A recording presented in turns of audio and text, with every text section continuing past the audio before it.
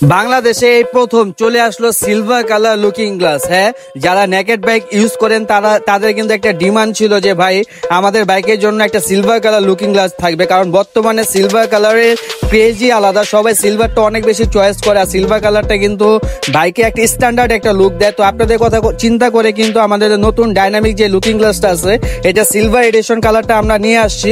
তো এটা বাংলাদেশে যত ধরনের নেক ব্যাগ হবে আছে সবগুলোতে ইনস্টল করা যাবে।